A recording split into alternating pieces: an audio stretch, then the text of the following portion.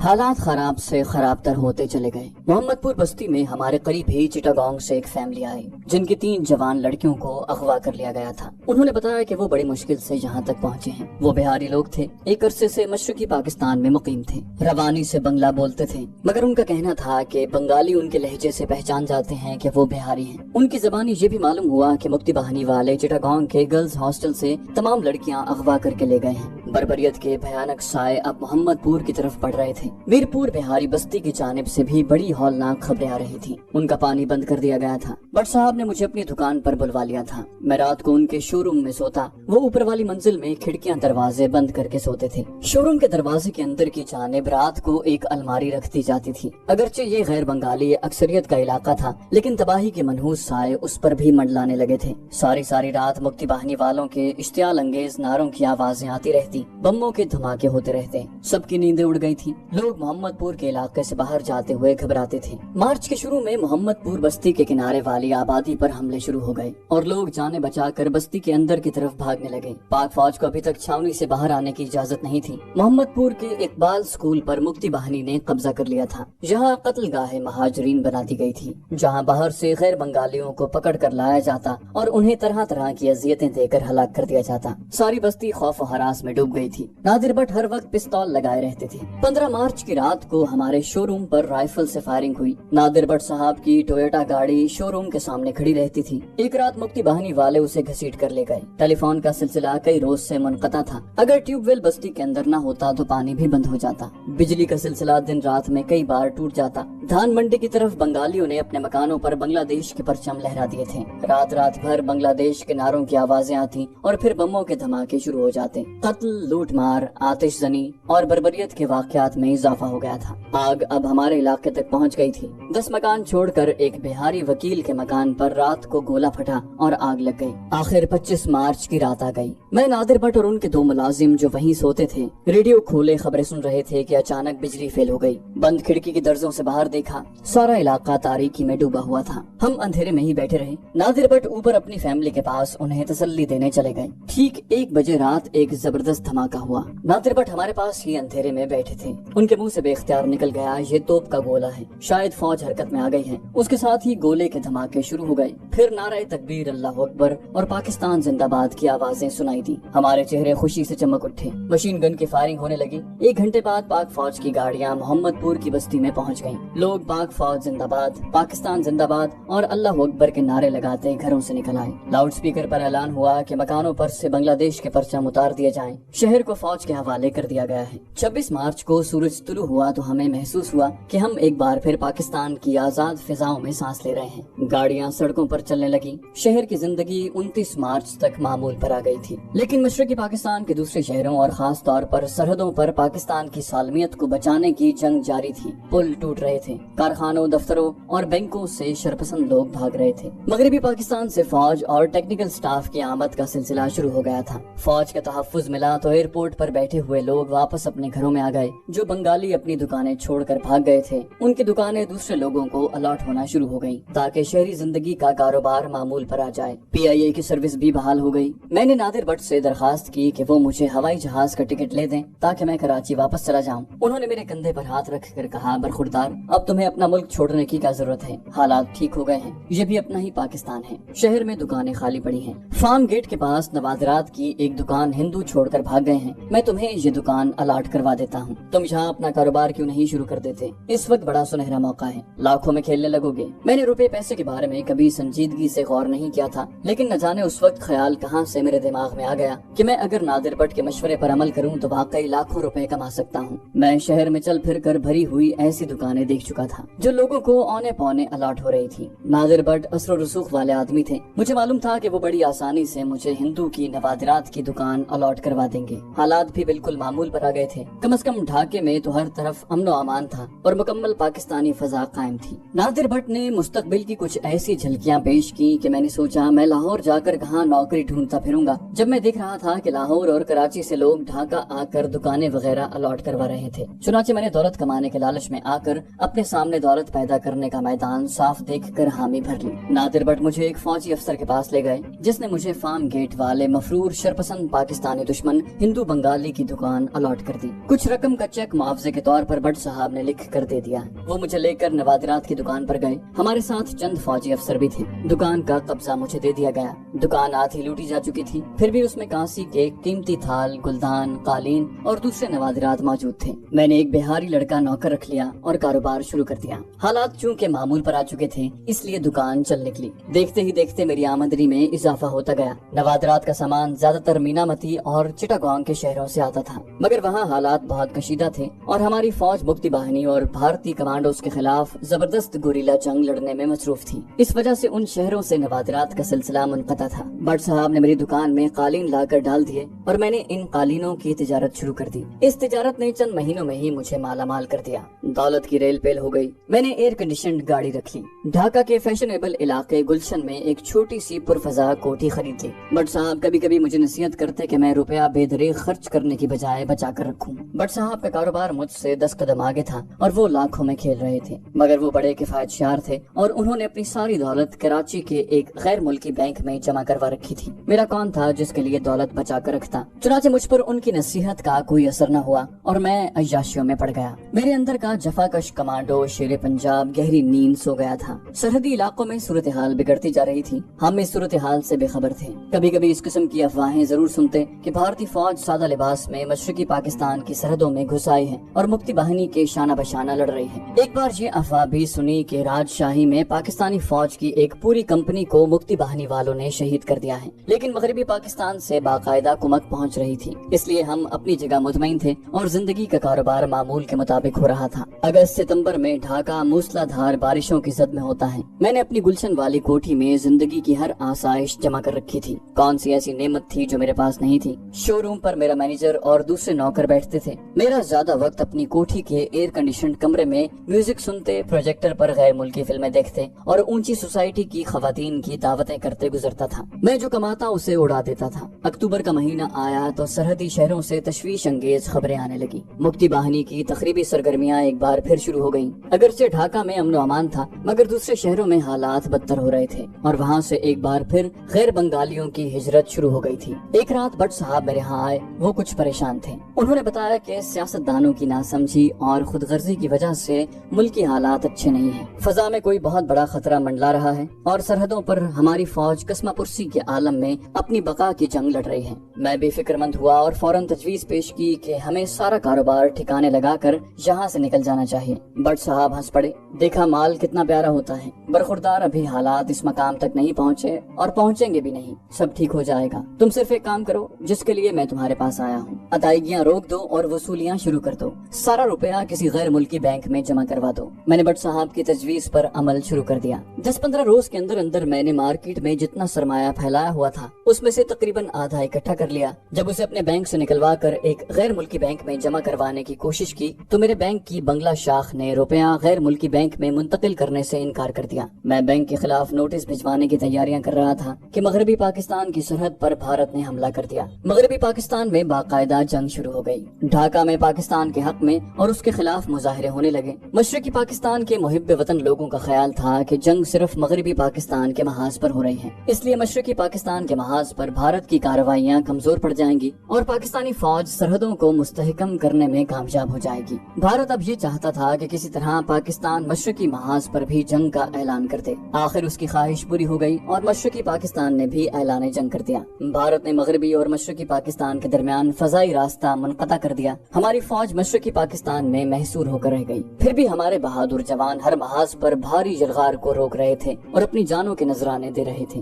ڈھاکہ پر 3 دسمبر کو بھارتی بمبار نے بم گرائے۔ ہمارے لڑاکا طیاروں نے 7 بھارتی طیارے مار گرائے اور 1 گھنٹے بعد کلکتے کے فوجی ہوائی اڈے پر کھڑے بھارتی طیاروں کو بھسم کر کے رکھ دیا۔ ہمارے پاس بمبار اور لڑاکا طیاروں کی کمی تھی۔ اگر طیارہ مار گرایا جاتا تو اس کی جگہ لینے والا کوئی طیارہ نہیں تھا۔ میں نے ڈھاکے کے آسمان پر اپنے 2 سیبر طیاروں کو بھارت کے 8 طیاروں سے لڑتے اور انہیں گراتے دیکھا۔ مشرقی محاذوں کی حالت ناگفتبے ہونی شروع ہو گئی تھی۔ شرپسندوں نے دوبارہ قتل و غارت گری شروع کر دی۔ میں گلشن والی کوٹھی اپنے بنگالی نوکروں کے حوالے کر کے محمد پور میں بٹ صاحب کے مکان میں آ گیا۔ بھارتی توپوں کی رینج کم ہو رہی تھی۔ ڈھاکہ ایئرپورٹ اور چھاؤنی کے علاقوں پر بم اور راکٹ اولوں کی طرح برستے تھے۔ رات کے وقت انڈین ایئر فورس کی بمباری شدید ہو جاتی۔ 10 دسمبر کو ڈھاکہ ایئرپورٹ پر بھارتی طیاروں نے مسلسل بمباری کر کے اسے بالکل ناکارہ کر دیا۔ اب ہماری فوج فضائیہ کی مدد کے بغیر لڑ رہی تھی۔ شرپسند بنگالی اور مکتی باہنی گروہ تخریبی کارروائیوں میں سرگرم تھے۔ تیل کے ذخیرے اور پل اڑائے جا رہے تھے۔ محاذ پر لڑتی فوج کی سپلائی لائن کاٹی جا رہی تھی۔ آگے دشمن تھا، پیچھے تخریب کار مکتی باہنی اور شرپسندوں کے تخریبی گروہ تھے۔ پھر بھی ہمارا جو بہادر سپاہی جس مقام پر تھا وہاں ڈٹ کر مقابلہ کر رہا تھا۔ 11 دسمبر کو بھارت نے ڈھاکہ سے 30 میل دور شمال میں ہیلی کاپٹروں کے ذریعے فوج اتار دی۔ 14 دسمبر کو ڈھاکہ گورنمنٹ ہاؤس پر بم گرے۔ اس کے ساتھ ہی ہمارے علاقے میں یہ بات پھیل گئی کہ فوجی ہیڈ کوارٹر اور دوسرے سرکاری دفتروں میں تمام فائلیں جلائی جا رہی ہیں۔ ہم ایک بار پھر محمد پور میں قید ہو کر رہ گئے تھے۔ حالات بے حد نازک صورت اختیار کر گئے تھے۔ 15 اور 16 دسمبر کی درمیانی رات کو کسی بھاری طیارے نے ڈھاکہ پر بم گرایا۔ چاروں طرف ایک عجیب ہیجان خیز سا سکوت طاری تھا۔ ہم میں سے کوئی بھی رات کو نہیں سوتا تھا۔ بٹ صاحب نے ایک عقل مندی کی تھی۔ فوجی آپریشن کے بعد جیسے ہی حالات کچھ بہتر ہوئے، انہوں نے اپنی فیملی کو بلیک میں ٹکٹ خرید کر خاموشی سے جہاز میں کراچی روانہ کر دیا تھا۔ میرا خیال ہے کہ مشرقی پاکستان سے کراچی جانے والا شاید وہ آخری مسافر بردار جہاز تھا۔ 15 اور 16 کی رات بڑی پراسرار اور ڈراؤنی رات تھی۔ ایک ایسی خاموشی چاروں طرف چھائی تھی جو کسی زبردست طوفان کی آمد کا پیش خیمہ تھی۔ ہم میں سے کوئی بھی ایک دوسرے سے وہ بات کہنے کی جرت نہیں کر رہا تھا جو ہم سب کے دلوں میں تھی۔ بٹ صاحب کے دونوں غیر بنگالی نوکر چپ چاپ کونے میں دب کے بیٹھے تھے۔ کمرے میں اندھیرا تھا، بجلی کئی روز سے غائب تھی اور ہم رات کو موم بتیاں جلا کر بند کمروں میں بیٹھے رہتے تھے۔ صبح بی بی سی نے پہلی روح فرسا خبر یہ سنائی کہ مشرقی پاکستان میں ہماری فوج نے ہتھیار ڈال دیے ہیں۔ ہمیں اپنے کانوں پر یقین نہیں آ رہا تھا۔ بٹ صاحب نے غصے میں کہا کہ بی بی سی جھوٹ بولتا ہے، اسلام آباد لگاؤ۔ مگر اسلام آباد نہیں آتا تھا۔ دلی لگایا تو وہاں سے بھی یہی اندوہناک خبر سنائی تھی۔ بہاری نوکر پھوٹ پھوٹ کر رونے لگے۔ بٹ صاحب نے انہیں ڈانٹ کر چپ کروا دیا۔ بنگلہ دیش ریڈیو نے بھی اپنی انگریزی کے بلٹن میں سب سے پہلے یہی خبر نشر کی کہ مشرقی پاکستان میں فوج نے ہتھیار ڈال دیے ہیں اور تمام محاذوں پر جنگ بند ہو گئی ہے۔ ہم سکتے میں رہ گئے۔ فوراً ہی ہیلی کاپٹروں کی ایک قطار گڑگڑاتی ہوئی اوپر سے گزر گئی۔ اس کے ساتھ ہی مکتی باہنی ڈھاکہ میں داخل ہو گئی۔ فائرنگ اور جیے بنگلہ کے نعرے گونجنے لگے۔ شرپسند بنگالیوں نے مکتی باہنی کے ساتھ مل کر قتل عام شروع کر دیا۔ غیر بنگالی آبادیوں میں خون کی ندیاں بہنے لگی۔ بنگالی رجمنٹیں بھارتی فوج کے ساتھ بہاریوں کی بستی میرپور میں داخل ہونے لگی تو ان پر گولیوں کی بوچھاڑ ہو گئی۔ فوج نے شہر کی بجلی اور پانی کاٹ دیا۔ پھر بھارتی طیاروں نے بستی پر بم گرائے اور بھارتی فوجی اور مکتی باہنی والے میرپور میں داخل ہو گئے اور خون ریزی کا بازار گرم ہو گیا۔ غیر بنگالیوں کو گھسیٹ گھسیٹ کر باہر نکالا جاتا۔ پہلے ان کی آنکھیں سنگینوں سے پھوڑ دی جاتی، پھر انہیں قتل کر دیا جاتا۔ صرف میرپور کے 1 نمبر سے 6 سیکشن تک 30,000 لڑکیاں اغوا کی گئیں۔ بوڑھوں اور جوان مردوں کو گولی مار دی گئی۔ بچوں اور بوڑھی عورتوں کو خطرناک جنگلوں میں بھوکا پیاسا مرنے یا درندوں کا شکار ہونے کے لیے چھوڑ دیا گیا۔ اس دوران میں ہماری محمد پور بستی بھی مکتی باہنی کی درندگیوں کی آماج گاہ بنی رہی۔ ابھی ہماری باری نہیں آئی تھی، ہم بستی سے باہر نہیں جا سکتے تھے۔ بٹ صاحب اور میں اپنے گورے رنگ اور قد کاٹ کی وجہ سے فوراً پہچانے جا سکتے تھے کہ ہم بنگالی نہیں بلکہ پنجابی ہیں، اور شہر کے گلی کوچوں میں پنجابیوں کو چن چن کر قتل کیا جا رہا تھا۔ ان کی آنکھیں نکالی جا رہی تھی۔ اقبال اسکول کی قتل گاہ میں ایک پنجابی کو لانے کے 100 روپے دیے جاتے تھے۔ بٹ صاحب نے اپنے شو روم کے کونے میں فرش کے نیچے ایک چھوٹا سا تہخانہ بنوا رکھا تھا جہاں وہ قالینوں کو پلاسٹک میں لپیٹ کر سٹور کیا کرتے تھے۔ اس وقت مکان میں بٹ صاحب کے پاس کوئی 2 لاکھ روپے کے قریب کرنسی نوٹ تھے، ایک پستول تھا، 100-150 گولیاں تھیں۔ انہوں نے پستول اور گولیاں تو شو روم میں ایک جگہ قالینوں کے پیچھے چھپا دی اور کرنسی نوٹ تھیلے میں ڈال کر تہخانے میں رکھ دیے۔ شام کے وقت ہمارے آس پاس والے مکانوں میں بھی کوہرام مچ گیا۔ عورتوں اور بچوں کے رونے کی آوازیں آنے لگی۔ برین گنوں کی فائرنگ سنائی دی۔ مکتی باہنی والے غیر بنگالیوں کو گولیوں کا نشانہ بنا رہے تھے۔ بٹ صاحب گھبرا کر بولے، ہمیں اوپر والی منزل میں چلے جانا چاہیے۔ میں نے کہا ہمارے پاس پستول اور گولیاں موجود ہیں، ہم مورچہ بنا کر مقابلہ کریں گے۔ میرے اندر کا کمانڈو گہری نیند سے آنکھیں ملتا ہوا بیدار ہو گیا تھا۔ بٹ صاحب نے میری اس تجویز سے اتفاق نہ کیا۔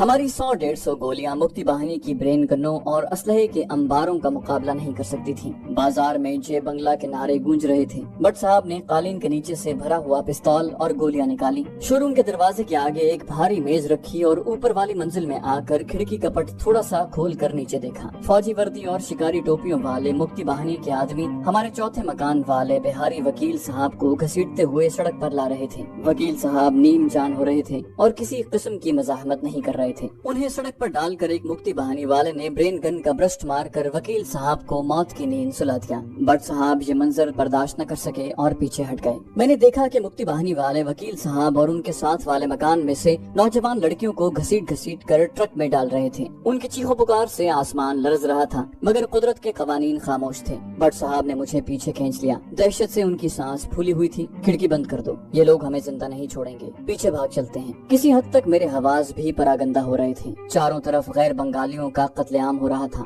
मुक्ति बाहिनी वाले किसी को माफ नहीं कर रहे थे। मोहम्मदपुर पर उनका मुकम्मल कब्जा था और वो खुले बंदों गैर बंगालियों के खून से होली खेल रहे थे। भट्ट साहब तेजी से सीढ़ियां उतर गए। मैं भी उनके पीछे लपका। निचली मंजिल में शोरूम के पीछे एक छोटा सा सहन था। साथ वाला मकान एक बिहारी का था। वो लोग 10-15 रोज पहले भागकर मीरपुर की बिहारी बस्ती में चले गए थे। मकान खाली था। भट्ट साहब बोले, हम इस मकान में जाकर छुप जाते हैं। मौत सामने खड़ी हो तो अक्ल साथ छोड़ जाती है। कम से कम हम गुनाहगारों के साथ तो ऐसा ही होता है। हाँ, कोई आला मिशन सामने हो तो मौत का खौफ भी अक्ल पर गालिब नहीं आता। लेकिन जहाँ तो इंसानों को जानवरों की तरह काटा जा रहा था, किसी को किसी की कुछ खबर न थी। उस वक्त अगर किसी को दीवार में कोई सुराख नजर आता तो वो यही चाहता कि उसमें घुसकर किसी न किसी तरह अपनी जान बचा ले। भट्ट साहब पर भी यही हालत तारी थी। मैंने कहा कि मुक्ति बहानी वाले इस मकान में भी आ जाएंगे। वो झंझला कर बोले, बकवास बंद करो। उन्होंने पहली बार मुझे इस तरह मुखातिब किया था। दीवार फांदो उस तरफ से जहाँ तपाई पड़ी है। अचानक उन्हें अपने 2 लाख रुपयों का ख्याल आ गया। घबराई हुई आवाज में बोले, मैं रकम का थैला लेकर अभी आता हूँ, तुम दूसरे मकान के सहन में कूद जाओ। भट्ट साहब दालान में से भागकर शोरूम में घुस गए और मैं दूसरे खाली मकान के आंगन में कूद गया। यहाँ घर का टूटा फूटा सामान और चीथड़े बिखरे हुए थे।